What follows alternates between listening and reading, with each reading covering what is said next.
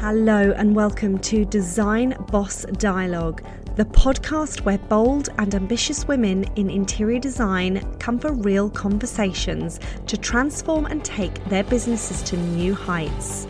I am your host, Lisa Marie Elkhadraoui, interior designer and business mentor, here to share my experiences and insights into running an interior design business, as well as empowering you to build the confident, profitable design business you've been dreaming of and truly deserve. In this space, we blend creativity with strategy to help you craft your success and thrive in the world of design.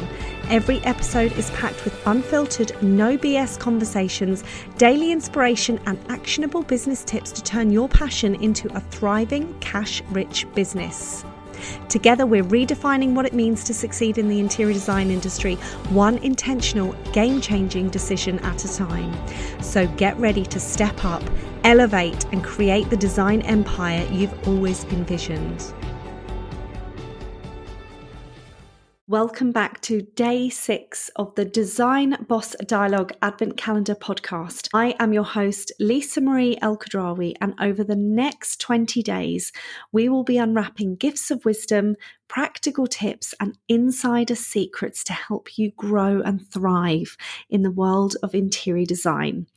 And today, we are going into one of my favorite topics, which is the journey of a home renovation from a client's perspective. I am joined by not only a lovely friend of mine, but a previous client.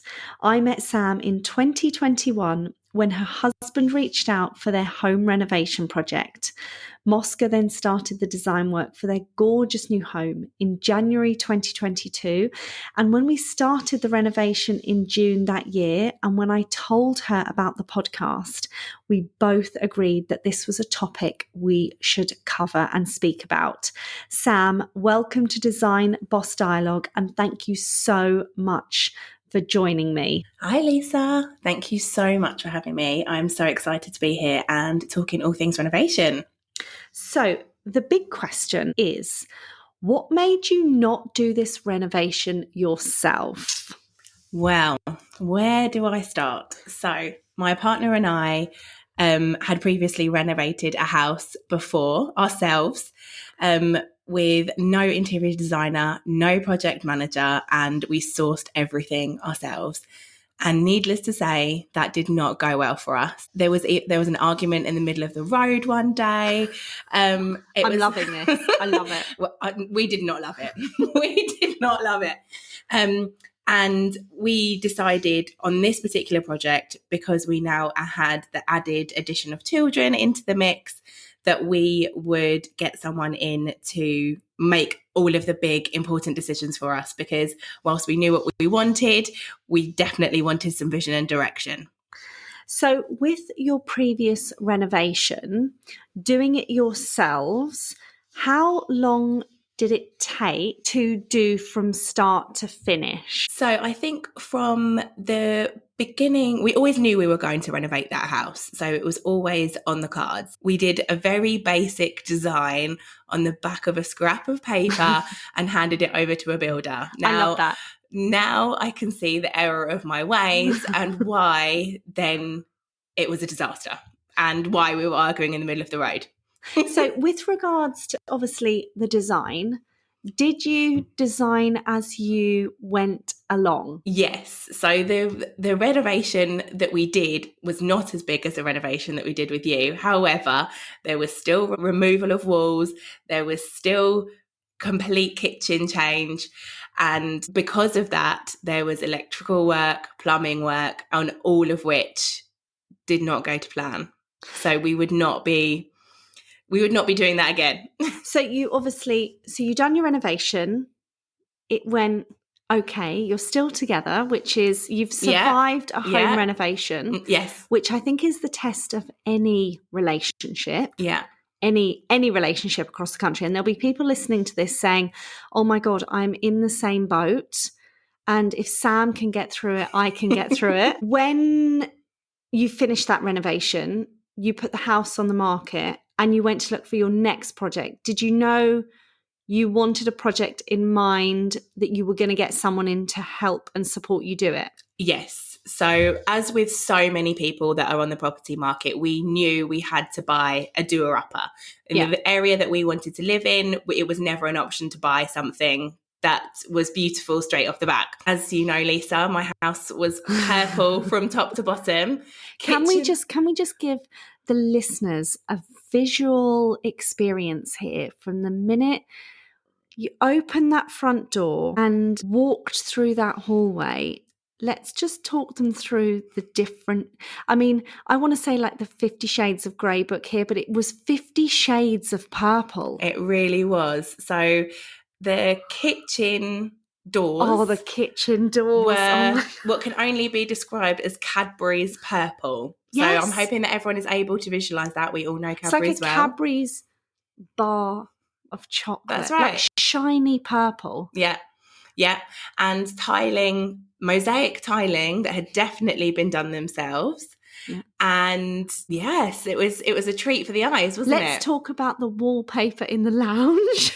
So yeah, that was, well, actually, I think before we go to the wallpaper in the lounge, we need to discuss that the people prior to us had removed their integrated fridge and freezer from the kitchen to put a cupboard that you entered from the hallway. Yes, and then we had to have our fridge and freezer in the middle of the kitchen because where it should have been, there was a cupboard that was entered by the hallway. I don't even know if we can visualise that. Do you know what? I am now, the visions of the kitchen are coming back. So I want you, for the listeners, I want you to close your eyes and think about, if you're standing in a doorway, to the right-hand side, there was this fridge in the middle of the kitchen.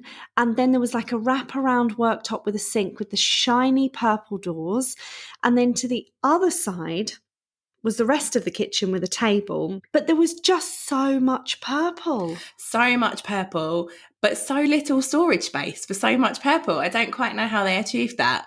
So there was a lot of what looked like a lot of cupboard space, but yet nothing went in there. And then the hallway was like a lilac purple. That's it was right. A toned down version of the kitchen. Yeah. Which I think they were trying to maybe play it safe because the kitchen was so bold. But then the lounge. The lounge, it was a sight. It was lilac and purple jacquard. Is that how you would describe it? I'd say like a dam sack. It's almost like if Lawrence Llewellyn Bowen was purple, it would be him on a wall. Yeah. It was crazy. Yeah. And it wasn't just a feature wall, was it? It was the whole room. So if you can imagine, it's an open plan lounge, conservatory area going into the garden. The whole thing was damp sack purple wallpaper from floor to ceiling. Yeah.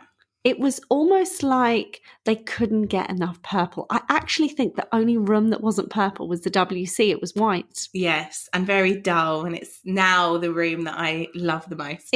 We call it the bougie bathroom when we go to Sam's. It is amazing. So with that in mind, Sam had a very purple house.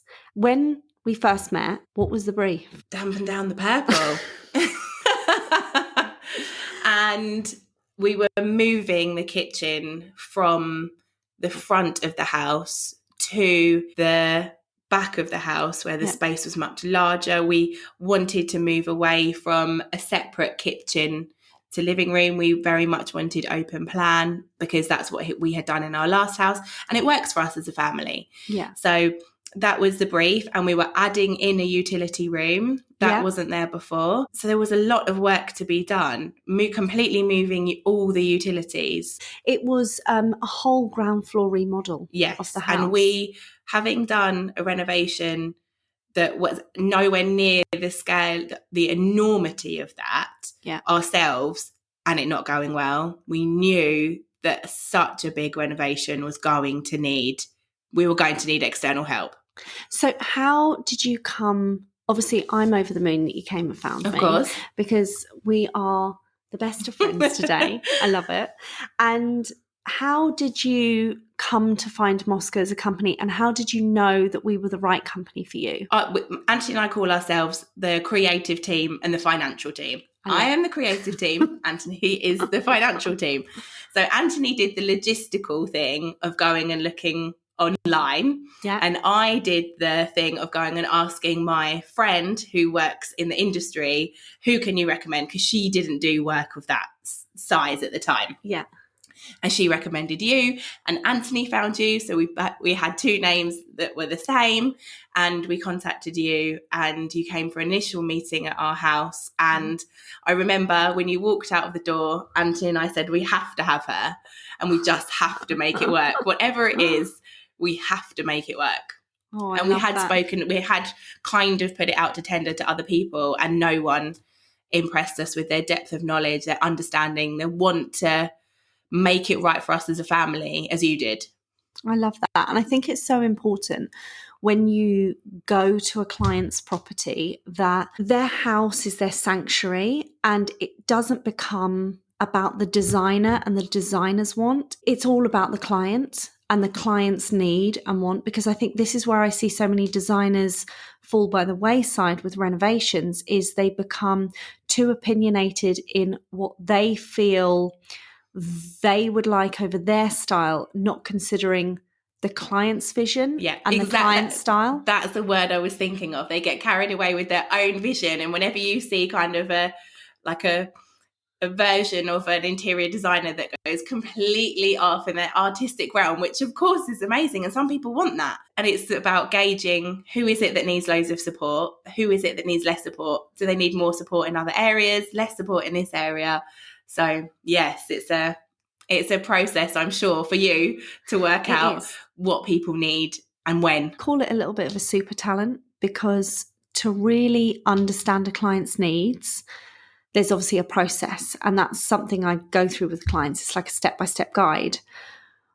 But with you and Anthony, we went through a really in-depth process before we even started the renovation. Yeah. So talk me through the pre-renovation work. So we started the design work in January 2022, and we started the renovation work in June 2022.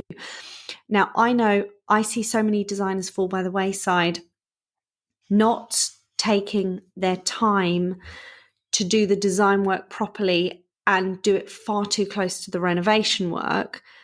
We have particular processes in place as a company that we take a certain amount of time to do that work. Talk me through, from your perspective, how you found that process before we even started the renovation.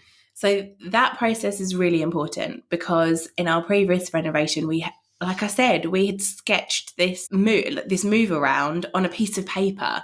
And because of that, things didn't go the way we thought they would. It's going to sound really silly, but I hadn't thought of things like, how big do we want the utility room to be? I was just like, I just want a utility room.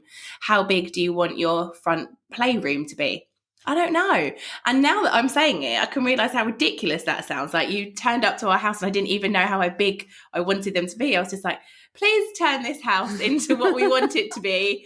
You do it. But of course, we need to have some input into that. Yeah. And we found that process really important. And there were parts of it where you were really, really meticulous over the detail. And I wholeheartedly appreciate that now. And at the time I was thinking, why does this 1 centimetre matter? But it really matters, because that 1 centimetre could have thrown the whole project off. Yeah. And, just anything out can be completely detrimental. So that process of, even before you're thinking about paint colours, before you're thinking about kitchens, before you're thinking about what light bulbs it is you want over your island, that process of meticulously planning to the millimetre where you want these things to be it's just vital. So going back to ask the listener to visualise the space, we effectively carved the ground floor into 3 to 4 key areas. So from my perspective as a designer, before we even talked about paint colours or specification or anything like that, for me it was really important to understand, for you as a client, how you really wanted these spaces to flow and to work for you as a family, because you had, at the time, one little girl, and a surprise little girl on the way, which we found out in the renovation, which we were so happy because also you and I were pregnant at the same time with our second children. That's right. And going through that summer pregnant whilst doing that renovation. And yeah, it was fun from both sides, wasn't it? we're gonna come on to that in a minute because I've got something funny that I'm going to say about that. But with regards to the design work, the wall placements, the service runs, the electrical, the small power, the lighting, the mechanical, the floor levels, all of that is so key from a designer's point of view to get right in the pre-renovation stage. Did you, before we got started on this spec, did you expect for someone like me and Nikki to go into that level of cellular detail, and what was your expectation around it? No. And it's a real case in this situation of you don't know what you don't know. Yeah. I'm a primary school teacher. I have no concept whatsoever of a build in whether that's a new build or a renovation. I had never done that before. We had done our own renovation, but as we've already covered, that was a disaster. No, I know the answer is I did not expect that level of detail, and I actually had no understanding of that level of detail and how important it was and why you would need to do that. What is that machine that you used to measure the room? You put it up on the wall. Oh, What's that called? The laser. Yeah. Yeah, and I remember seeing that many times, and I always knew it was serious when that came out. Yes, we're moving along. This is great. We're taking really serious measurements here. Yeah, and just thinking about where light switches were. Like, again, I feel really silly saying I didn't even think about where I wanted light switches, because that is a key element of a room. Where do you want a light switch? And where do you want lights? Yeah. And where do you want sockets? And as you remember, Anthony was meticulous about plug sockets, whereas I really didn't care and thought that he was being over meticulous. But now, again, I even appreciate his case, getting all of those in the right places.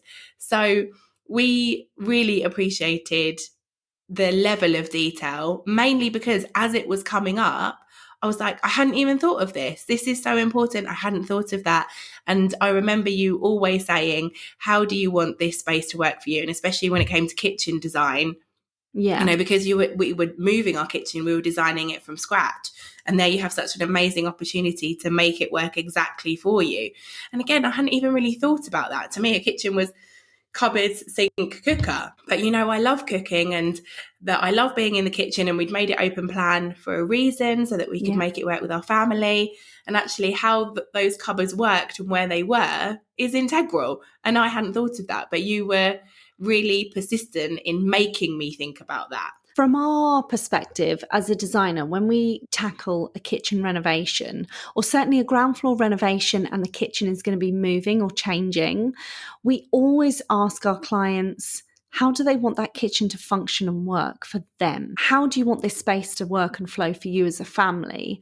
And a growing family as well. How much do you have in your cupboards? What do we need to consider? All the KitchenAids, all the pantry, the fridge, the freezer, wine cooler, veg racks, bin storage is a massive one. Yeah. I was actually really impressed when we went to the kitchen company, the detail of the bin storage and ensuring that we had 2 different type of bins, the loading of the bins, what the bins could take.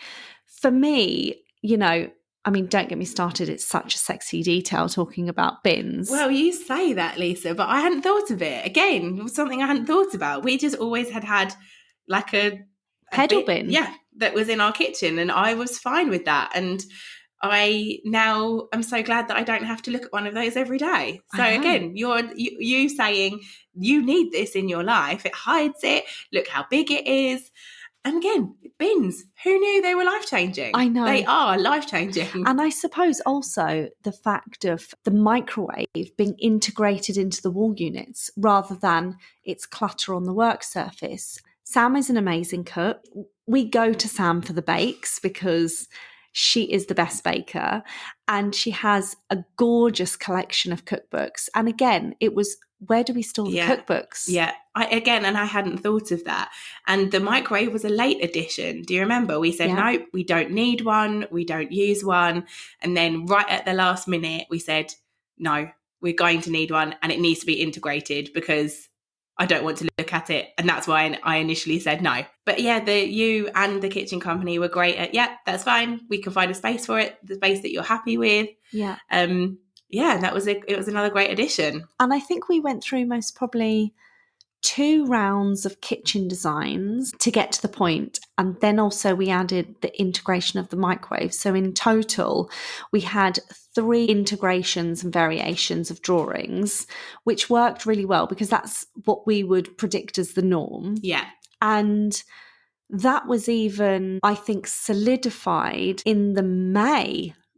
And we hadn't started the renovation yet. So from our side, we really wanted to make sure that every detail was considered properly. Yes. And going back to, obviously, we had the floor plans, the drawings, the electrical plans, the light switches, the sockets, where the lighting was going to go. And then we started the sexy stuff. Yes. The paint colours, the wallpaper. Yes. But before we move on to that amazing part, I think it's really worth noting that the timing of this was just out of COVID, where everyone was doing their houses, and that's why you were so meticulous about getting everything in advance, so that when we did start the projects, all of the materials, all of the tradespeople that we needed were all lined up, because there was a huge problem with wood materials at the time. Yes, absolutely. So we had to order our kitchen well in advance, because I know people that are having renovations now, they ordered their kitchen last week and it's arrived next week. Yeah. And that wasn't my experience. We had to really think about it because there was no wood anywhere in the UK. Yeah. So again, having someone on board on our renovation that knew these things. We wouldn't have known that was going to be an issue, and that would have been a significant issue if we'd hired someone to fit our kitchen, but the kitchen didn't turn up until a month later.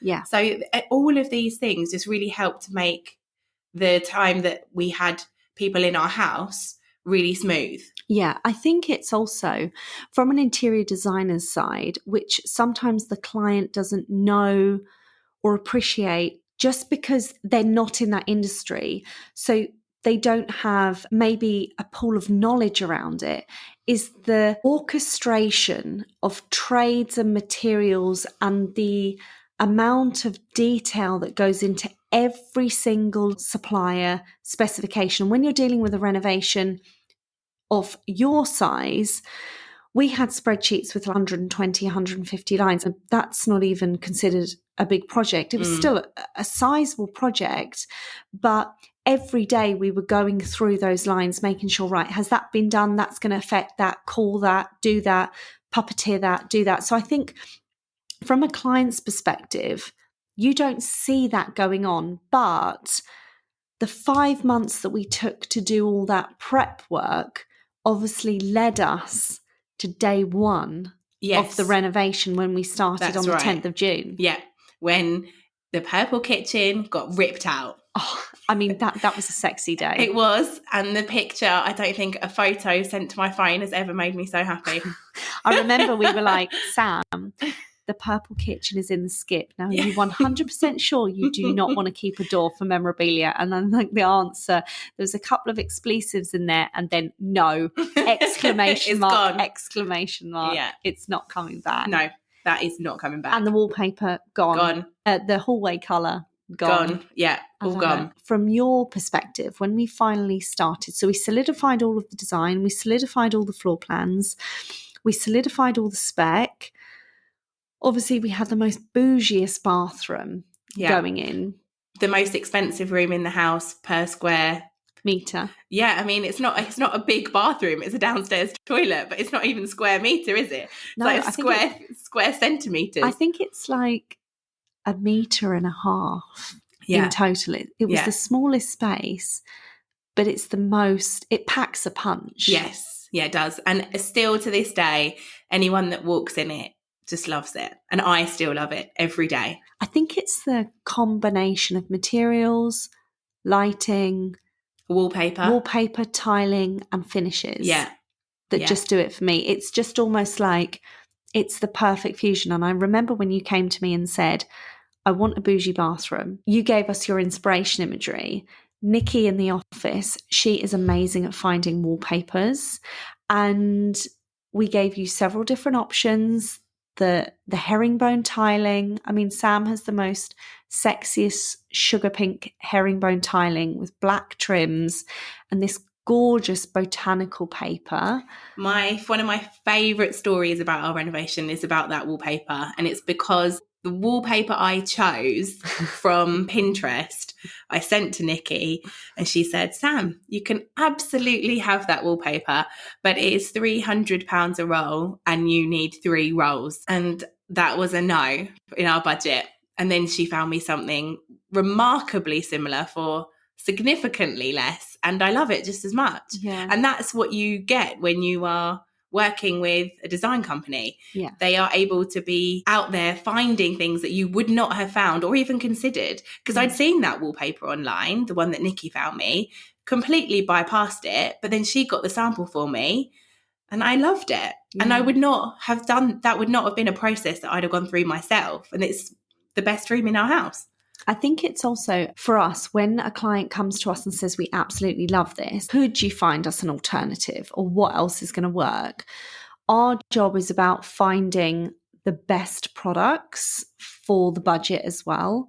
And I know that Nikki, she is amazing at sourcing exactly what you want and need, finding alternatives. And she was such an integral part of the project, of the specification as well, because we really wanted to make the space look luxe, elegant from start to finish, from when you came in through the front door right through to the back of the house. The whole journey of colour and texture had to flow as well. So it was really important that every single piece of material worked. Yes. And we ended up on green, didn't we? Everywhere in that space has an element of green in it, which wasn't on our spec at the beginning. We had no colour spec at the beginning. And everywhere that we ended up choosing had a hue of green or very explicit green. I think it came from the wallpaper though, because the wallpaper had essences of it. Yeah. And then we tied that in for the journey at the front. Yeah. Because the living room is effectively called Livid. Yes. By Little Green. Yeah. Which I love. I love that colour. And then the sofas, they're just the sexiest version of emerald velvet green. Yes. And pink. That Nikki sourced. Because they didn't, the sofa company didn't do the colour we wanted. So she sourced the fabric, sent it to the sofa company, and they made it. Yeah. Again, I would never have done that, or even have known that I could have done that. It would have been, this is the showroom, these are the colours, choose what you want. Yeah. But no, that was not good enough for Nikki. She was going to get us exactly what we wanted, and that is exactly what we got. And I think from start to finish with all the materials, they just work so, so well. And I'm going to put in the show notes a link to a reel on our Instagram so people can see the before and after. So they can see the purple monstrosity. Yeah. And then they can see how bougie the end result is. Yeah. I want to get into the gritty stage now of the renovation, because some people think, oh God, the renovation's starting. This is going to be crazy. But just talk me through your side of the renovation when it started, because it was one of the quickest ground floor renovations we've done to date. It took 10 weeks from start to finish. Talk me through that. So we moved out, and that was, again, that was really integral to the process, so that things could just be left and picked up the next day by whichever tradespeople needed to be in. And yeah, the kitchen was ripped out in a day, and then tradespeople were coming in to move things around. So that was like a gas, electric, water, things were being plumbed into walls, and a wall was put up because we created a utility room where there was a kitchen. yeah, things were just moving really quickly. And then I think they slowed down a bit. And I think that I think I got worried at that point that things were slowing down, but it's a visual thing. It's not because things are actually slowing down. It's because everything's gone, but nothing can go back as quickly as things can be ripped out. Yeah. And again, that's another learning curve, I think, and parts of the renovation that I think people can worry about. It's that wanting to see continuous progress. But as you've already alluded to with planning and prep, that is part of the process. It's going on in the background, and getting electricians and plumbers and plasterers and wallpaperers all lined up. That is part of the process, and that's not always seen by the client. Yeah. So again, there might be a period in the middle where it looks like things aren't happening, and then all of a sudden you walk back into your house and the kitchen's there and bathrooms taking shape. And it's just trusting the process is definitely where we knew we trusted the process. And because we weren't living there, it made it so much quicker and easier. And when we were going back, progress was being made and you could see it really clearly. And when we moved back, it was all go, go, go, wasn't it? Because we moved back and then a week later, our second daughter arrived. I love that. I remember that summer so clearly. So I was 8 to 10 weeks behind Sam. It was a really hot summer. So Sam was due in the August. I was due in the October. And towards the end, where the finer details were going in, Sam had the most amazing air conditioning unit. Had to be put into the kitchen, into the main space. And some days I would go to Sam's house, be in that aircon. It was amazing. And I remember, so we had a very clear date that the renovation had to finish, which was the middle of August. And the reason being is because Sam was due. I remember the day that you were coming back with your daughter was the final morning that we were finishing the renovation. So we had the sparkle cleaning, we were cleaning the floors, cleaning the doors, like getting everything set up and ready. And for me, handing over a project to a client at the end, I just want it absolutely perfect. Right down to if it was me and I was having that project handed to me, I always hand a project back how I would expect to have it myself. So that's where we pride ourselves as a company, is because the quality of service that we like to deliver, when we do that, everything just has to be down to a T. Everything has to be perfect. Talk me through the feeling you went through when you walked back into the space for the first time. So we had walked back in a week before that, but when I walked back in again on the 15th of August, it was so reassuring. We'd walked back in with a newborn and everything was just as it should be and just how we wanted it. And I remember you'd been finishing lighting that morning because the lighting hadn't arrived and the lighting was there. And it was a delight. Everything that we had worked for and everything that we had internally felt stressed about, like hoping it would be finished on time. Like, of course, we'd given you a date and we knew you were going to stick to it.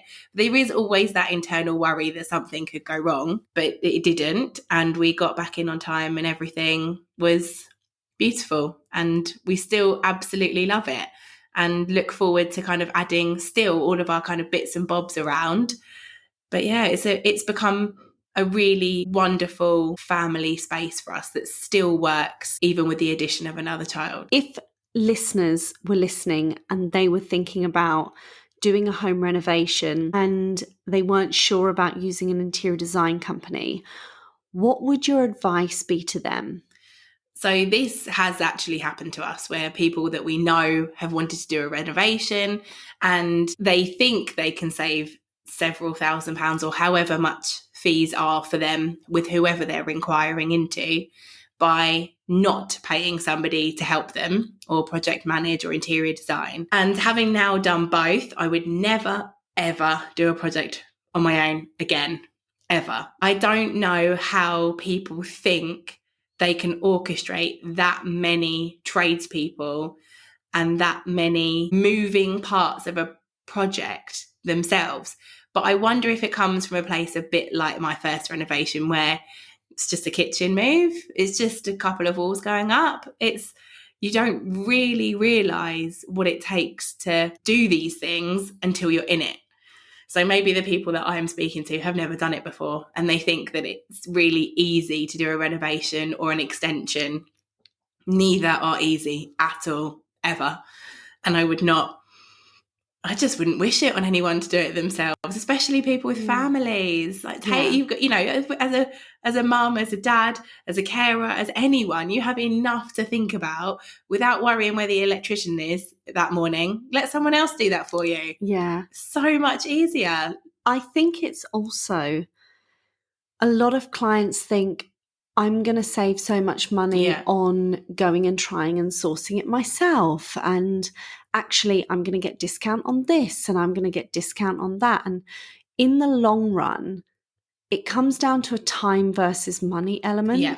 And you actually pay twice as much, even more, not using someone, because you're having to do the legwork and the phone calls and the chasing. And if things go wrong, you have to put it right because you're the only one that's going to move the needle in the project.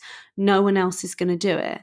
But when someone completely removed from your life is doing it, they are running the project. To them, it's all they're doing for you, or certainly within their business. So it becomes an integral part of their job, and they're just feeding high level information. So it removes a lot of overwhelm and stress from the clients. Absolutely. And that is exactly what we found. And our neighbours were telling us how meticulous you were and how you kept everyone on a tight leash on that project. And it was just, it was the best decision that we ever made. And there isn't a single penny of what we spent on that renovation that we regret or think we could have saved. I just don't think so at all. I think it was the best money we spent was making sure that the project stayed on time, exactly as it should. No, that's not looking good. None of that. That was all gone. No unexpected costs. Any unexpected costs we incurred were because me and Anthony changed our mind about things. Yeah. We wanted to add things or up-spec things. And we did go over our initial budget, but through our own choice, not through a builder saying, we didn't expect that, or it just things like that coming up. It was all our own choice that we knew we were going to go over. I think we used a separate contractor we had worked with in the past. And again, with the contracting team, they were pricing everything in the pre-renovation stage. And we were monitoring the costs in the pre-renovation stage. And then we locked the costs in at the end so that everything was monitored, costed, and presented to you in a final tender for you to sign off, so that there were no surprises or, by the way, you're going to need an extra X amount of meters of wood. And we never considered that detail. We always do say to clients, with renovations, until we start taking the walls apart or the ceilings or anything like that, we never know what's going to be behind the wall. And I remember actually one wall stayed and several other walls got built, and the quality of the wall that was staying that the previous developers had built was so poor. I think we just had to extra board it out for soundproofing, because we had allowed for that level of detail in our walls. That was the only thing that I think was in there. And like I say, we always say to clients to add an additional 20% That's on. Right. But I don't even think we had to do that with your job, because everything was so tightly considered at the beginning. And that's the advice that I'd give to other interior designers that are going into renovation with clients is do your pre-work. Tell your clients give yourselves a 4 to 6 month run in time pre-renovation to do this level of work, and the renovation will run like clockwork. Yes. Yeah. Client side, I completely agree with you. Couldn't agree more. I love it. Oh, thank you so much, Sam, for coming on to today's podcast. It's been so lovely to have this conversation, because I know every time I step inside your house, it brings me so much joy.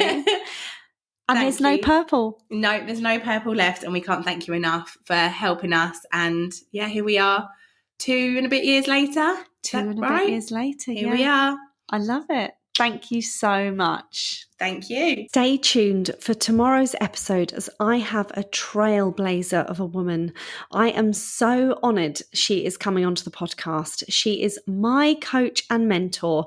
Samantha Hearn will be joining me, and we are going into why resilience matters as a business owner and how to stand strong in your design business. Join me tomorrow morning for another empowering conversation. Thank you so much for tuning in to this episode of Design Boss Dialogue. If you love what you heard, then please share the podcast with your friends and any women that could do with a dose of empowerment just from me. I would love to hear your thoughts around today's podcast with your key takeaways and wins, because your feedback means everything to me. Also, don't forget to leave a review, as well as hit that follow button so you never miss out on any inspiring conversations with me or any other trailblazing women I have on. Stay tuned for more exciting episodes, and remember, unleashing your inner design power and unlocking your true potential is only a click away. See you next time.